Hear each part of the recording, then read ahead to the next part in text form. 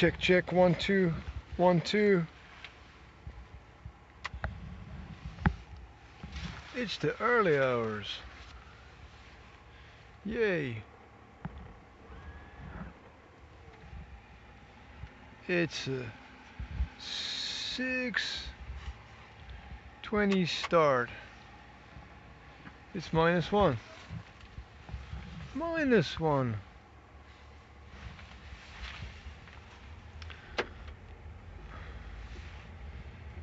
That's a bit chilly.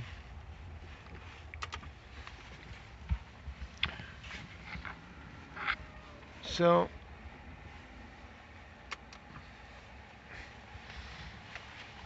I am surviving on 4 hours sleep. 4 hours sleep's definitely not enough. One of my students yesterday said that they need at least 8 hours sleep. What a luxury. What a complete luxury. 8 hours sleep.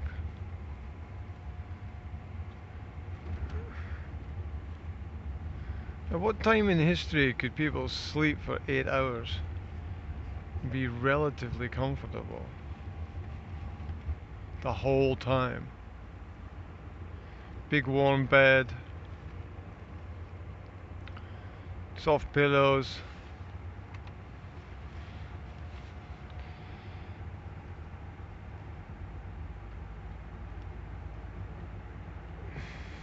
thick duvet, blankets, whatever. They need at least 8 hours. What a life. How can you complain about anything at all when you can have 8 hours sleep in a warm, comfortable, safe place?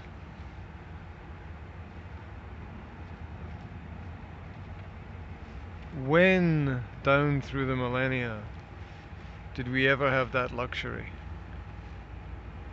of safety? And then, what do we do with this? What do we do with this luxury? What do we do with this time? We sleep. We actually sleep. We could do anything we wanted. We sleep. Sleep is necessary for regeneration. Yes, we all need some sleep. And 4 hours is definitely not enough. I'm just going to rant and complain about that constantly.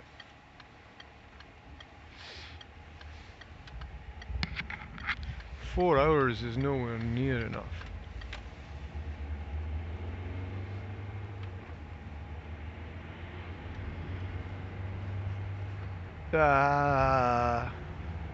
But anyway, I shall try to continue today where yesterday left off, which was the all actions and all results business accountability group meeting, where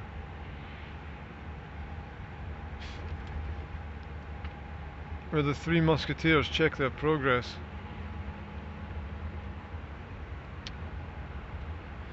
and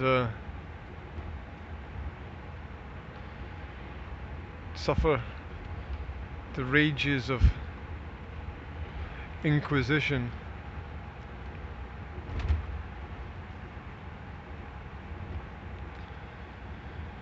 I was quizzed on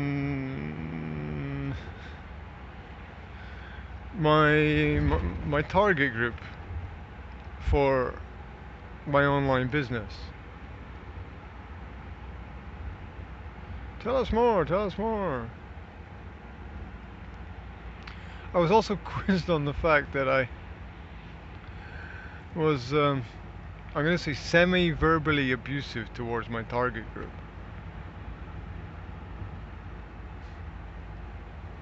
So what happens when you get 4 hours sleep? You end up having these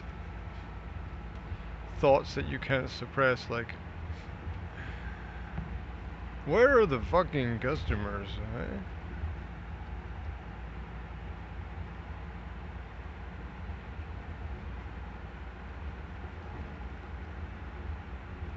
Apparently, if you don't sleep for long periods of time, you just start seeing things burst into flames.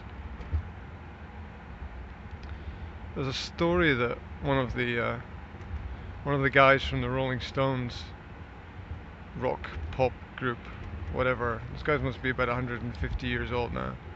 Anyway, there's a story that one of them tells that they didn't sleep for a week, and at the end of the week they just started hallucinating.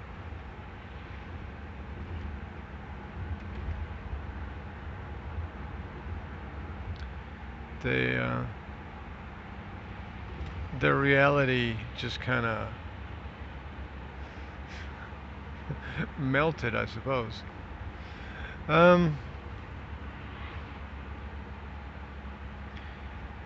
Anyway, if you don't get enough sleep, you can't focus, as you can quite clearly register from this drivecast. Welcome to my world. Welcome to the point. What is the point? The point is that from a business perspective, I'm not sure that a responsive target group exists for the business that I want to develop. What is the business? Well, let's talk about it. Let's talk about setting up an online school. Well, ambulance. There's a strange word. Ambulance. Just shooting past me with flashing blue lights. See, you can't focus. I have to point these things out, because that's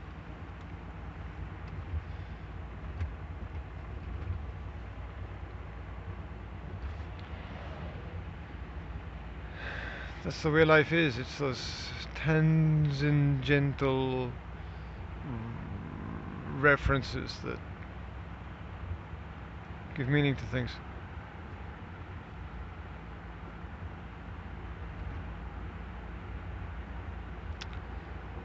So, amble and ambulance have the same root. To amble means to go slowly, almost without direction.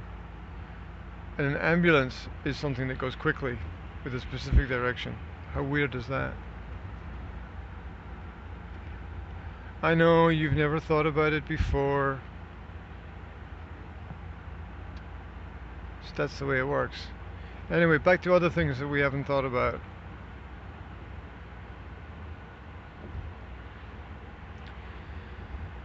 Let's think it through. The online target group is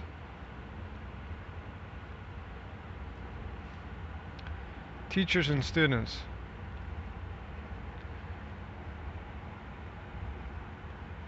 Teachers of the English language and students of the English language. Teachers require some form of professional development, some kind of growth. Well, theoretically they do.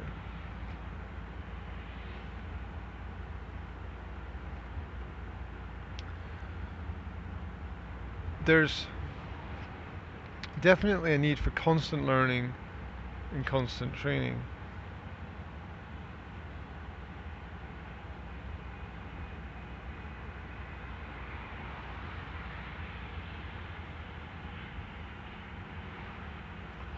Oh, Welcome to the madness of the morning hours where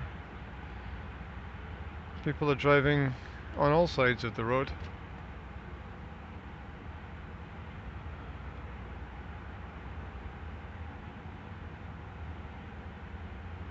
So, teachers theoretically require some kind of training, but I did kind of had this feeling that, oh, everyone's on the wrong side of the road. Oh, that's just genius.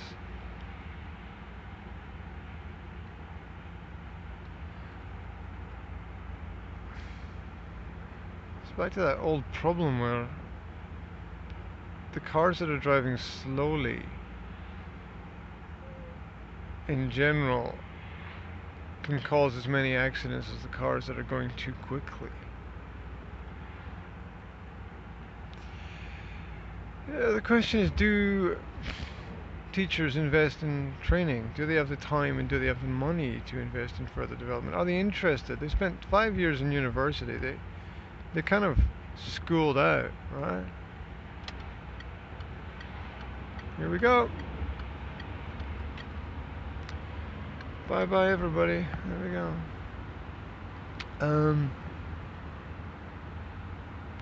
Our students obviously want to give themselves an advantage. So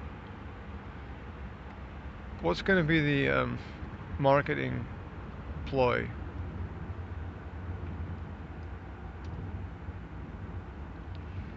Well, I had a rant about that because I was pushed to the edge. Maybe even over the edge. And the rant was about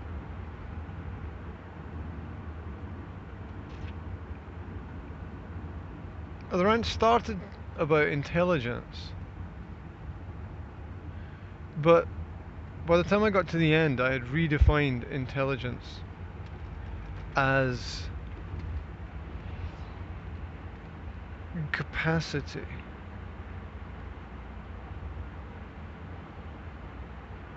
Right, that didn't flow, did it? It didn't flow from the subject of what do teachers want to intelligence very well, but I'm questioning. It's not. How do I get it out of my head?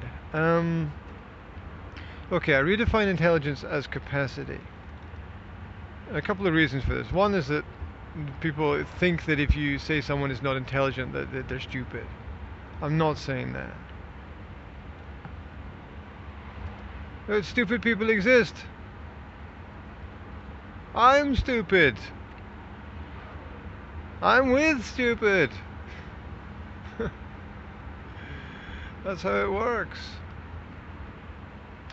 Intelligence is relative to different things. I did this post on the online coaching page about that this week, that there are different kinds of intelligence, different areas of life in which different experience gives you different advantages.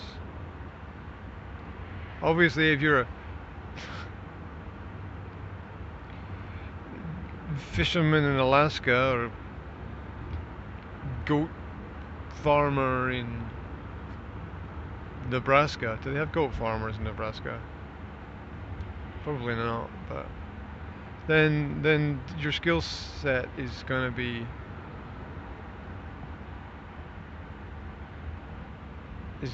be necessarily different.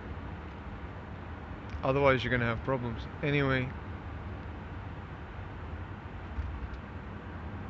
I think some people get valued by what they can build. Some people get valued by their singing voice.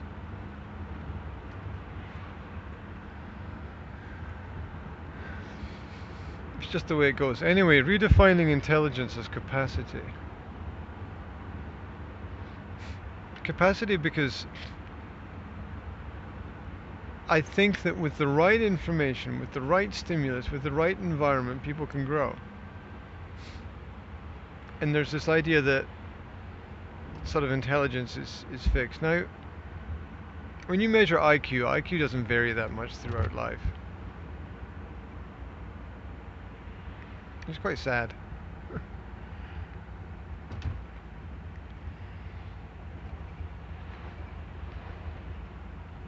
But I wonder if IQ measures all kinds of intelligence.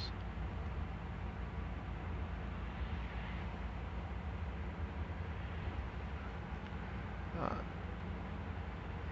mm, or is IQ measuring capacity? I don't know. So I want to redefine intelligence as capacity. Because I want there to be some kind of growth, and I'm not saying that people are stupid, but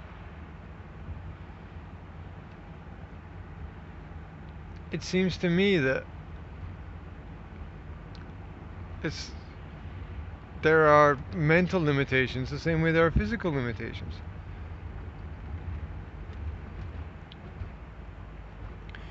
A shout out to Rudy Martinez, because Rudy runs a gym.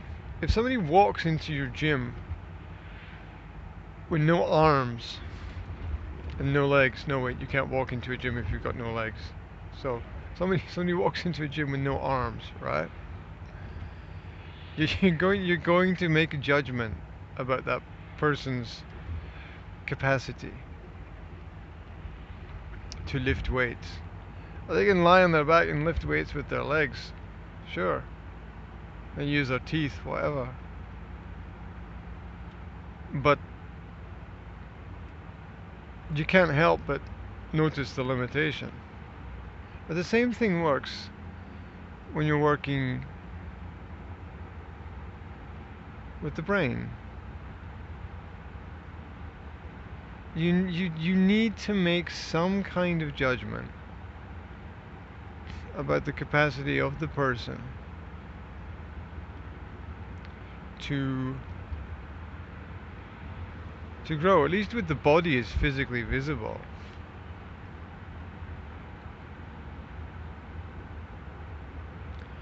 I know it's a stereotype, but the classic tall, slim, blonde with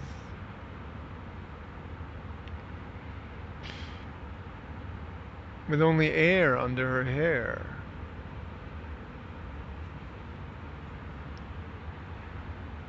S hit for brains, as they say. So, that's a stereotype. It's definitely not true, but there is an understanding in society that people have to realize where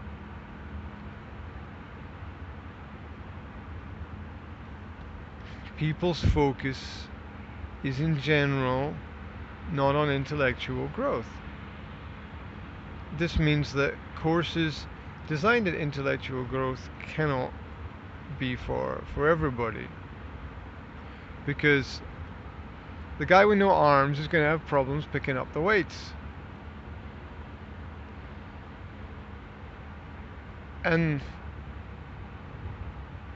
they can join a gym, but they're still going to be limited, and you're going to need a lot of specialization and adaptation to help the person.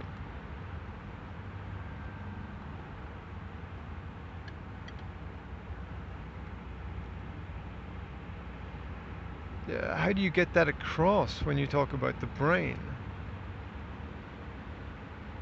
How do you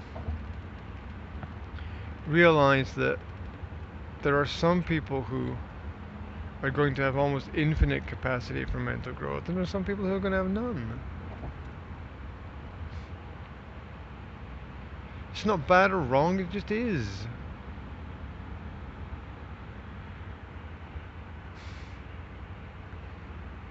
Some people can be the sweetest, nicest people on the planet. They just don't have capacity for growth.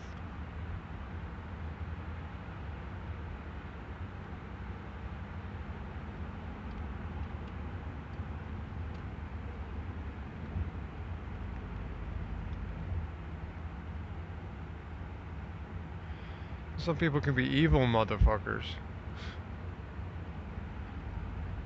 and have massive capabilities for refining their art of motherfuckery.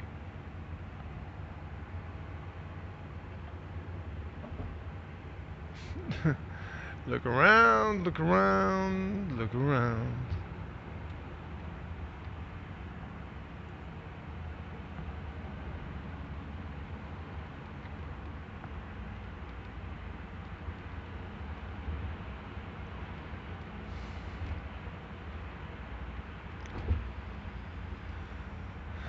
So how does that affect my target group? The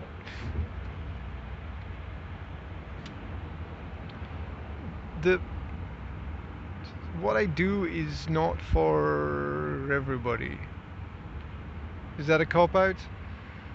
No, I think it's the truth. What I do is not for everybody. I've had this conversation before where students say, "Oh, people don't really understand your marketing." Well, the marketing itself is a kind of intelligence test. You don't want to attract people you can't work with. Let's draw a comparison. It's not like I'm selling apples, where you can sell apples to everybody because everybody needs to eat and apples are healthy and you know, what could be bad about selling apples? So it's not like that. So for that reason, you have to be careful. You don't want to spend your time trying to help people who cannot be helped.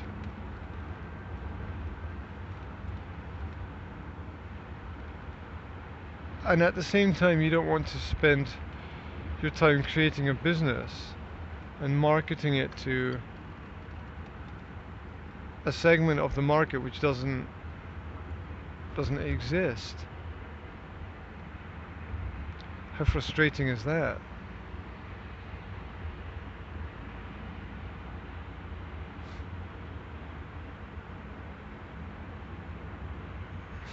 So there is a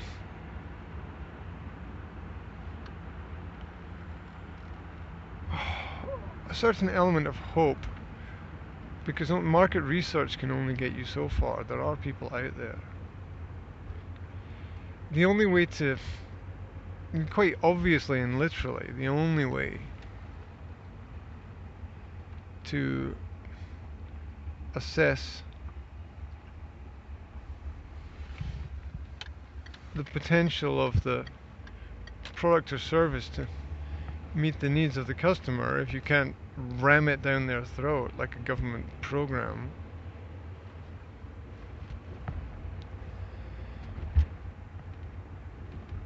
is to test and refine. It's to build a site or sites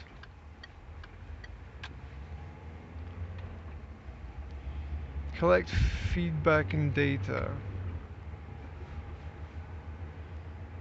and then take the next step, and the next step, and the next step, and the next step. Which might mean that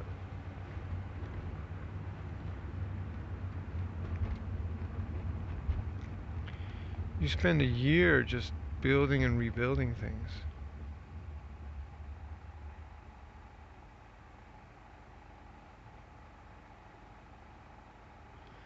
That you develop some programs. I mean, is it a mistake to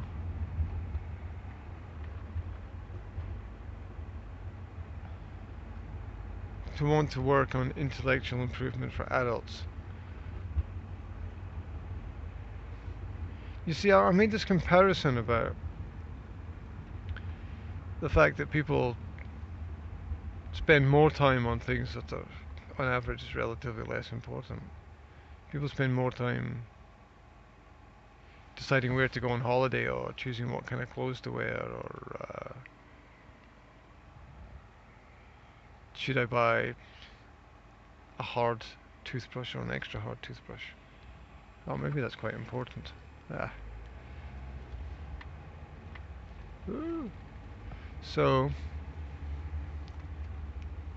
yes, season of sparks.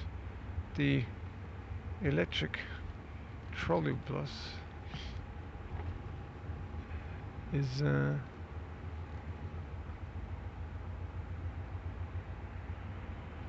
lighting up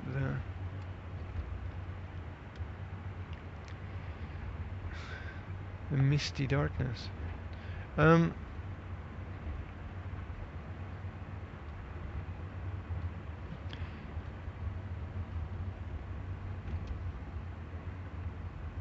How much are people prepared to invest in their own intellectual development?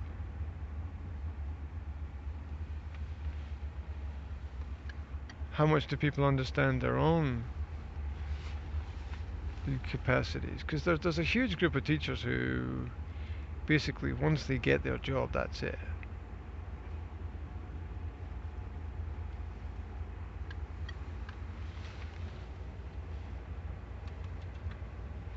These strangers who teach our children.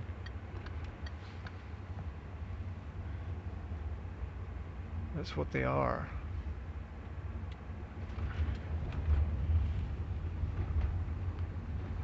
So, I'm really trying to think this through carefully so that I don't make any mistakes.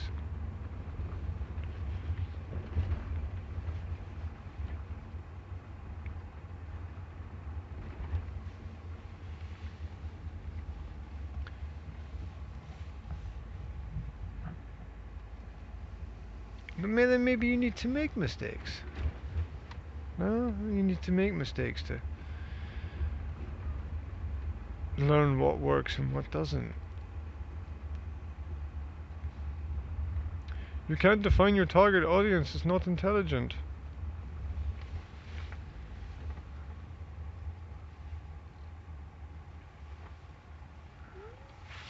Yeah, I get that. I get that, but you've got to recognize their capacity. Are you providing a service or a product to people who don't have the capacity to understand it? Great question.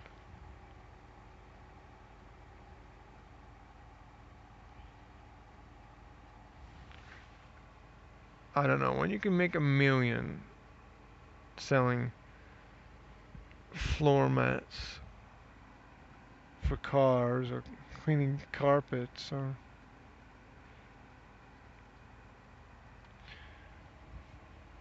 growing vegetables, which are all possible.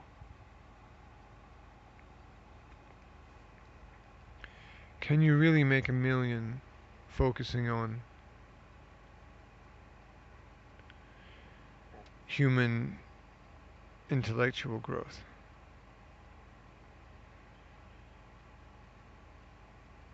You should be able to, because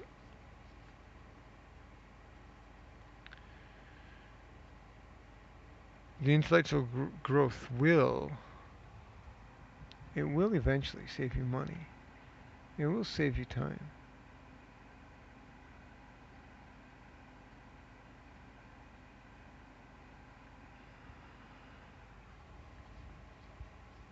It might even save your life.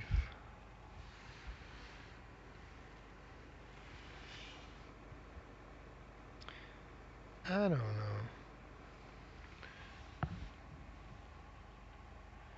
I don't know. I'm trying to put the pieces of the puzzle together.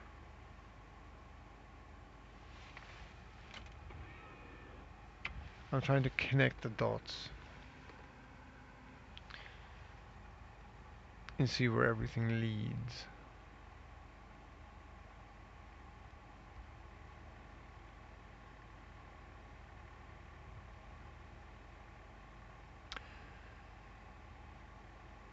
future belongs to the brave. Who dares wins. There you go. I've thought it through. I have spoken ideas into existence. I have verbalized the internal universe. And I'm not sure that I'm any wiser for it. But that's the exploratory nature of Drivecast. Thank you very much. Speak to you soon.